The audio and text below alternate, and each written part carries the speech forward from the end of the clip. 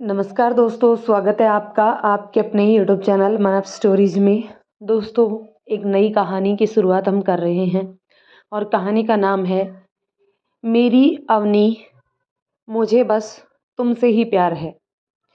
तो दोस्तों, इस नई कहानी की शुरुआत करते हैं। तो ये पहला पार्ट है, चलिए इसे शुरू करते हैं। कभी कभी इंसान सोचता कुछ है, होता कुछ है। कुछ चीज़ें ऐसी होती हैं जो उनके बस में नहीं होती। हालांकि एक रूटीन बन जाता है और सोचता है कि सब कुछ ऐसे ही चलता रहेगा, लेकिन ऐसा होता नहीं है। अचानक कुछ ऐसी घटनाएं हो जाती हैं जो उनके बस में होती ही नहीं है। जिंदगी की धारा ही पलट जाती है। मेरा भी एक खूबसूरत अतीत है। मेरे अभी तक के जीवन का सबसे महत्वपूर्ण, सबसे खूबसूरत हिस्सा जो मेरी कॉलेज लाइफ से शुरू हुआ था और अब मेरा पूरा जीवन उन्हीं सुनहरी यादों को समर्पित है, जिसे मैं जीवन में कभी भी नहीं भुला सकता हूँ। और वो हिस्सा है अवनी, मेरी अवनी। मैं धीरज एक छोटे से गांव में जन्मा, पला बड़ा। मेरे संगी साथी मुझे धीरू कहकर ही पुकारते हैं। नज़दीकी कस्बे से पढ़ाई लिखाई की और उच्च शिक्षा प्राप्त की। उसके बाद मेरी प्राइवेट नौकरी लग गई। घर की ऐसी पोजीशन नहीं थी कि उच्च शिक्षा प्राप्त करके फिर कोई ट्रेनिंग करता या फिर सरकारी नौकरी की तलाश करता। मेरे पिताजी खेतीबाड़ी करने वाले साधारण किसान थे और हम 4 भाई बहनों को पढ़ा लिखा कर उन्होंने अपना कर्तव्य पूरा कर लिया था। 2 बहनों की शादी हो गई थी। मुझसे छोटा भाई अभी पढ़ रहा था। तो घर में सभी की निगाहें मेरी ओर लगी रहती थी कि बेटा बड़ा होकर साथ में हाथ बटाएगा तो सहूलियत हो जाएगी। मैं शहर में नौकरी करने चला गया। किराए पर मैंने रूम ले लिया था और चाचा जी भी वहाँ आते जाते रहते थे। लेकिन घर में सबके साथ रहने से मेरी ऐसी आदत बन गई थी कि मुझे अकेले भाता ही नहीं था। मेरा दम घुटता रहता था। इसलिए जिस दिन भी मुझे छुट्टी मिलती मैं घूमने निकल जाया करता। मैं घुमक्कड़ स्वभाव का तो शुरू से ही हूँ। घूमना मेरी फितरत में है। एक जगह मैं चैन से नहीं बैठ पाता। खूबसूरत जगह पर घूमना मुझे बहुत अच्छा लगता है। मैं थोड़ा एडवेंचर प्रकृति का हूँ, इसलिए सुनसान और रहस्यमयी जगहों पर जाना मुझे बहुत अच्छा लगता है। ऐसी जगहों पर बैठना पसंद नहीं होता जहाँ पर भीड़ भाड़ हो। बस यही दिक्कत है, मुझे अकेले कमरे पर अच्छा नहीं लगता है। इसलिए मैं ज़्यादातर समय अपने ऑफिस के बाद घूमने में बिता देता हूँ। इस समय भीषण गर्मी पड़ रही है और ड्यूटी के बाद जाकर खाना बनाने की हिम्मत नहीं होती है। इसलिए खाने के लिए मैंने एक होटल में तय कर रखा है। आज अचानक जब जलते हुए आकाश में काले काले घने घने बादलों ने आकर जब सूरज को ढक लिया तो तपन गायब हो गई और ठंडी ठंडी हवाएं चलने लगी। मौसम मन भावन हो गया। थोड़ी ही देर में नन्ही नन्ही बूंदों की आवाज़ें सुनाई देने लगी और बारिश शुरू हो गई। मेरा मन मयूर नाच उठा और झूम झूम कर गाने लगा।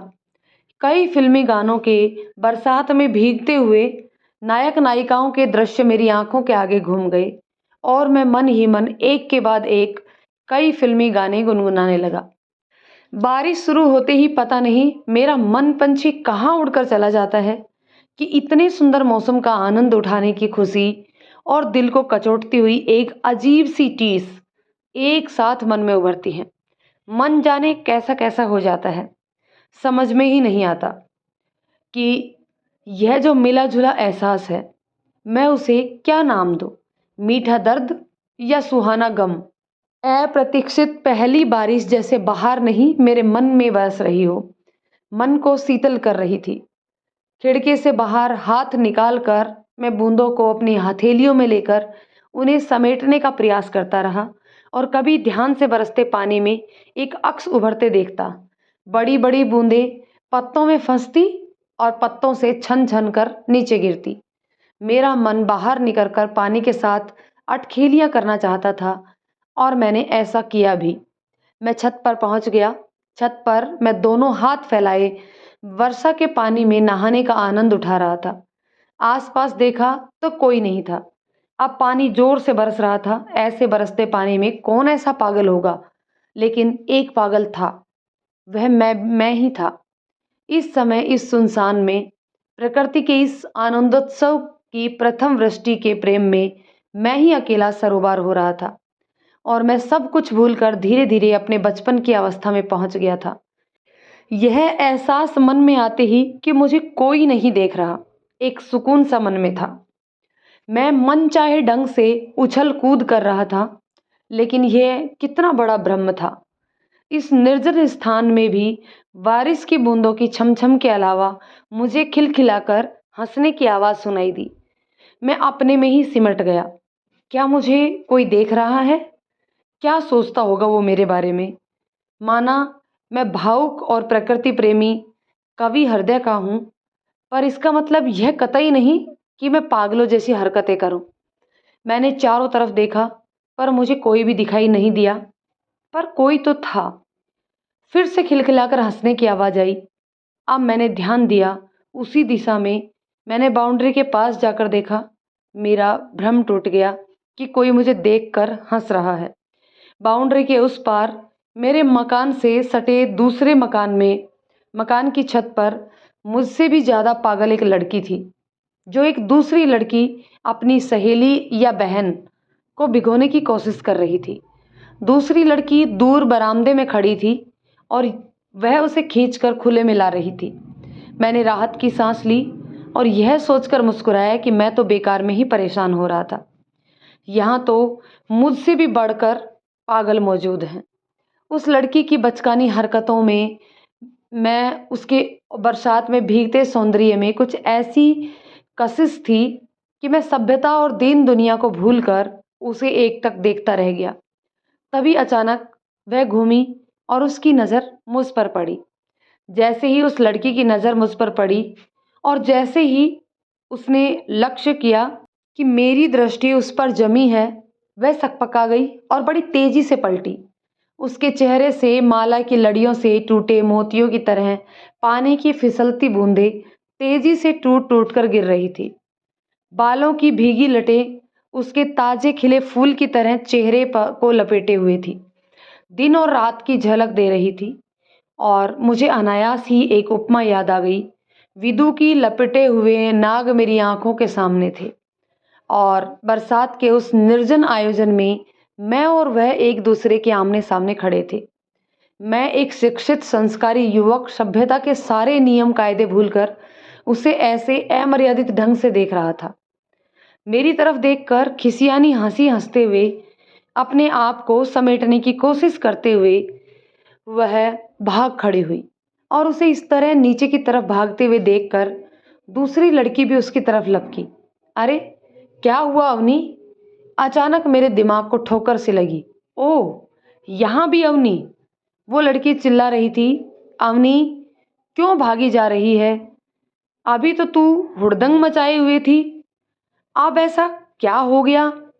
भीगने के डर से वह लड़की बरामदे से बाहर नहीं निकलना चाहती थी, लेकिन मजबूरन फिर उसे भी जाना पड़ा। वह भी उसके पीछे भागती भागती नीचे चली गई। अब मुझे अपनी स्थिति का भान हुआ। मैं क्यों यहाँ आया? वह लड़की मेरे बारे में क्या सोचती होगी? उसने तो मुझे बिल्कुल ही ओछा समझ लिया होगा। अवनी का नाम सभी विचारों को धकेल कर पुनः मेरे दिल दिमाग पर कब्जा करके बैठ गया। पानी अपने पूरे वेग से बरस रहा था। मैं भी अब छत से नीचे उतर आया। स्नान घर में जाकर अपने कपड़े बदले, बालों को तौलिए से पोंछकर मैं शीशे के सामने आकर खड़ा हो गया और बालों में कंघी करने लगा। तभी जैसे चुपके से पीछे से अवनी का अक्स उभरा और उसने धीरे से सवाल किया, क्या तुम अभी भी मुझे याद करते हो? भूल तो नहीं गए हो? अनजाने से मेरे मुंह से निकल गया, नहीं, मैं तुम्हें नहीं भूला हूं और ना ही कभी भूलूंगा। पर कहाँ है अवनी?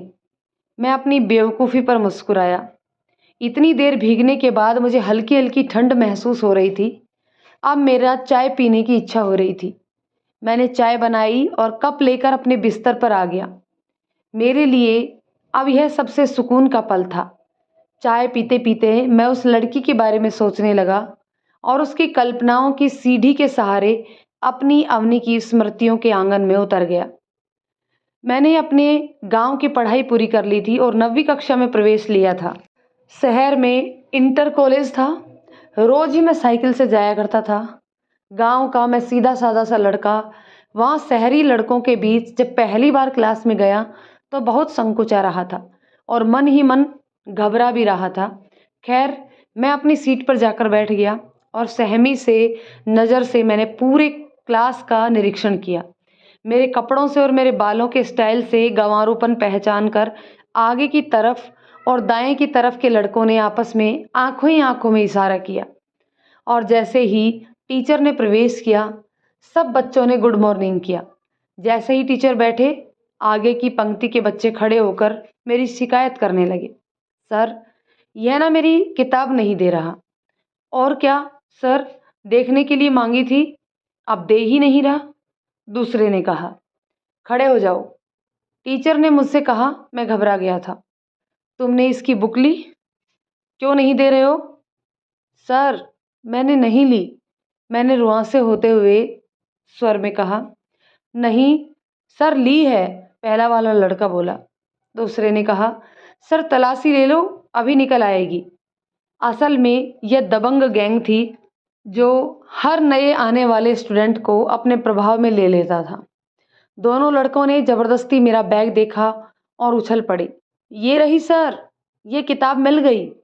किताब को हवा में ऊंची करके लहराते हुए कहा। सर, इसी के पास से निकली। मैंने अचकचाकर देखा तो वह मेरे ही बैग के नीचे से निकली थी। घबरा तो मैं पहले ही रहा था, अब यह घटना इतनी अकस्मात घटी थी कि मुझे कुछ भी सोचने समझने का मौका ही नहीं मिला। मैं डर से थर-थर कांपने लगा। पहला पहला दिन और पहले दिन ही ऐसी आफत। भरी क्लास में सब मुझे ही देख रहे थे और मैं डर और शर्म में गड़ा जा रहा था। टीचर ने कहा, इधर आओ।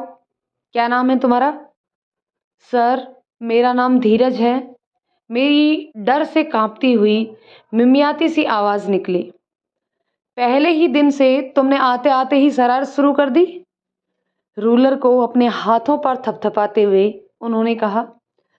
आओ, इधर आओ। पिटाई की कोई बात नहीं थी, लेकिन मुझे सबसे ज़्यादा डर इस बात का लग रहा था कि सभी लोग हंसी उड़ाएंगे। सर, इसने किताब नहीं ली, मैंने अपनी आंखों से देखा है। इन दोनों ने ही अपनी बुक, जब आप इनसे बातें कर रहे थे, इसके बैग के नीचे रख दी। आवाज़ की दिशा में हम सब ने चौंक कर देखा। वह एक गोरी, थोड़ी मोटी लड़की थी जो दो चोटियां रिबन से बांधे हुए ठीक सैनिकों के अंदाज में खड़ी थी। नहीं सर, हमने ऐसा नहीं किया, वो दोनों लड़के मिमियाते हुए से बोले। मैंने देखा है सर, ये दोनों एक दूसरे को इशारा भी कर रहे थे सर, वो लड़की आक्रामक स्वर में बोली। वैसे भी झूठ की ताकत कम होती है और जब सच हमलावर हो जाए तो झूठ के पैर उखड़ते देर नहीं लगती। टीचर को सब माजरा समझते देर नहीं लगी। उन्होंने उन दोनों को बुलाया और बोले, तुम दोनों नहीं सुधरोगे। एक एक रूलर दोनों को रसीद करके कहा, आज तो छोड़ता हूँ, पहला दिन है इसलिए, पर आगे के लिए ख्याल रखना। पूरी क्लास के सामने जलील होकर दोनों सिर झुकाकर बैठ गए। मनदीप और संदीप नाम के दोनों लड़के और उनके दो साथी अनिल और सुनील इसी इंटर कॉलेज से सटे हुए विद्या मंदिर में पढ़ते थे। बिगड़ैल स्वभाव और झगड़ालू होने के कारण अन्य सभ्य बच्चे इनसे कतराते थे। अब ये इंटर कॉलेज में आए थे। मैं डरपोक स्वभाव का तो था नहीं, पर संकोची जरूर था। मुझे तो कुछ पता नहीं था, पर क्लास के सभी बच्चों की खुसुर फुसुर से मालूम हो गया कि अब ये आसानी से नहीं छोड़ेंगे। छुट्टी हो गई और मेरी धड़कन बढ़ गई। मैं कॉलेज से निकलकर फील्ड में आ गया। सभी बच्चों के साथ साथ मैं भी तेज़ी से निकल जाना चाहता था, पर मैंने देखा मेरे आगे से वो चारों लड़के रास्ता रोके खड़े थे, जैसे फिल्मों में दिखाया जाता है। शायद फिल्मों से ही प्रेरणा लेकर वो ऐसा कर रहे थे। मेरी तरफ घूरते हुए वो मेरे चारों ओर चक्कर काटने लगे और बाकायदा फिल्मों की संवाद अदायगी भी कर रहे थे। मनदीप ने खूंखार दृष्टि मेरी ओर डाली और कहा, तूने क्या सोचा था बच्चू? तू मुझसे बचकर निकल जाएगा? दूसरी तरफ से संदीप ने कमान संभाली। तुझे पता नहीं बेटे, तूने किससे पंगा लिया है? मैंने अपने चारों तरफ देखा। मदद के लिए कोई नहीं था। सभी बच्चे कतरा कर निकल रहे थे। अब मुझे बहुत घबराहट होने लगी और मेरी रही सही हिम्मत भी जवाब देने लगी। मैंने अपने हाथ पैरों को ठंडा पड़ता हुआ महसूस किया। सारा शरीर जैसे बेजान हो गया था। तभी मनदीप ने आगे बढ़कर मेरी शर्ट का कॉलर पकड़ लिया और मेरा दिल जोर जोर से धड़क उठा। यह मुझे क्या हो रहा था? इतना तो डरपोक मैं कभी नहीं था। शायद पहली बार सब कुछ नया था और वह भी बहुत बुरा अनुभव था। इसी मनोवैज्ञानिक दबाव में मैं बिल्कुल पंगु हो गया था। अचानक मनदीप के मुंह पर उचटता हुआ बैग लगा और वह लड़खड़ाकर पीछे हटा। सामने वही लड़की क्रोधित मुद्रा में खड़ी थी। मनदीप और उसके साथी बोले, देख, तुझसे मेरी कोई बात नहीं है, तू फुट ले यहाँ से। क्लास में तेरी चल गई, यहाँ दादागिरी नहीं चलेगी। यह बात है तो फिर आओ सामने। वह चुनौती देते हुए शेरनी की तरह यह कहते हुए आगे बढ़ गई। अरे, तुम्हारी हिम्मत मुझे पता है। अगर इतने ही शेर हो तो एक एक करके लड़ो। 4 लोग एक पर क्यों टूट पड़ रहे हो? और वह उनसे भिड़ गई। वह लड़की होकर उन चारों लड़कों से भिड़ गई और मैं मुंह बाये उसे देखता रहा। उसकी कोई मदद भी नहीं कर पा रहा था। उसकी लड़ाई भी चमत्कृत करने वाली थी। बड़ी कुशलता और फुर्ती से उसके हाथ पैर चल रहे थे। चुटकियों में उन्हें धूल चटाकर बड़े ही गर्व से उसने अपना स्कूल बैग उठाया, कंधे पर टांगा और उन लड़कों से बोली, मेरे पापा इंस्पेक्टर हैं और चाहते हैं कि मैं भी पुलिस में जाऊं। लड़की होने के कारण मैं बेवजह सताई ना जाऊं, इसलिए मैं जूडो कराटे बहुत दिनों से सीख रही हूं। लड़कों ने भागने में ही अपनी भलाई समझी। फिर मुझसे बोली, यह क्या भोंदू की तरह मुंह फैलाए खड़े हुए हो? इतना लंबा हट्टा कट्टा होकर मार खाने के लिए खड़ा था? मगर वह 4 थे, मेरे मुंह से निकला। वह 4 थे। उसने मेरी नकल उतारी। अगर वे 4 थे तो 4 हाथ मारते। तू अकेला था तो तू एक हाथ मारता, पर मारता तो सही। घटना यूं तो बहुत बड़ी नहीं थी, अक्सर यह चलता ही रहता है और कहने में बड़ी लगती है। कुछ ही मिनटों में यह सारा वाकया हो गया। किसी बच्चे ने टीचर्स को जाकर बता दिया, पर जब तक वे आए तब तक वे लड़के भाग भी गए थे। मेरे पास क्लास टीचर ने आकर कहा, आगे कोई बात हो तो मुझे बताना। फिर उस लड़की की पीठ थपथपाते हुए कहा, शाबाश बेटी, मुझे तो यह सब नवीन बुलाकर लाया था। उन्होंने पास खड़े नवीन की तरफ इशारा करते हुए कहा। फिर सभी चले गए, मगर इस घटना ने मेरे जीवन पर गहरा असर डाला था। आज 2 बार उस लड़की ने मुझे बचाया था। पहली बार क्लास में, जब वे लड़के मुझ पर हावी हो गए और उन्होंने मेरी चोरी भी सिद्ध कर दी, तब वह मुझे बचाने के लिए देवदूत की तरह सामने आई। दूसरी बार, जब वो लड़के मुझे मारने पर उतारू हो गए थे, तब उसने आकर मुझे बचाया। उसने मुझे क्यों बचाया था, यह सवाल मेरे मन में अभी भी उमड़ घुमड़ रहा था।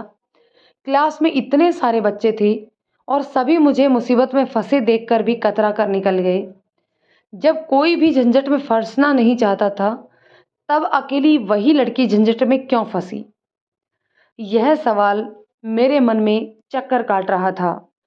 अगर उसकी जगह मैं होता तो क्या मैं किसी को पिटता हुआ देखकर उसे बचाने जाता?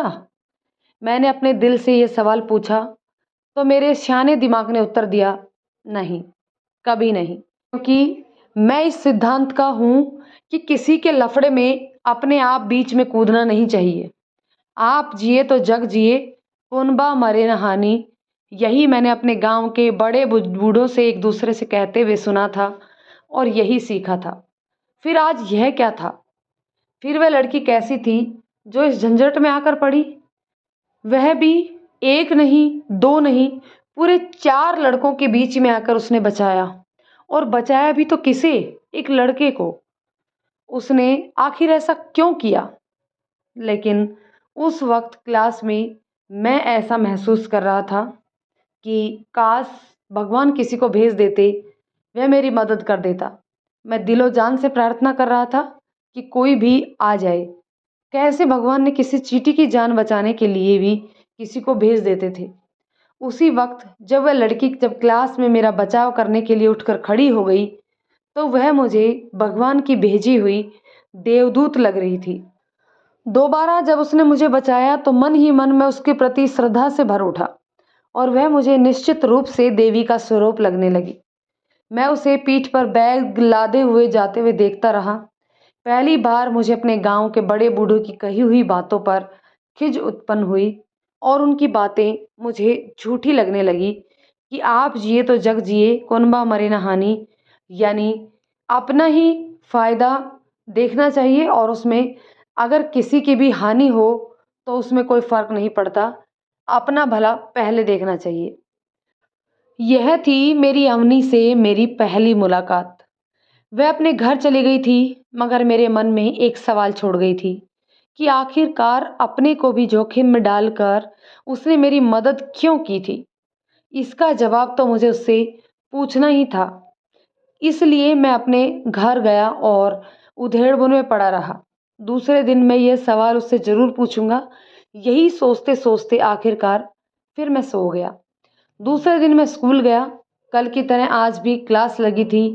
कल इंट्रोडक्शन का तरीका जो उन लोगों ने शुरू किया था वह समाप्त हो गया था।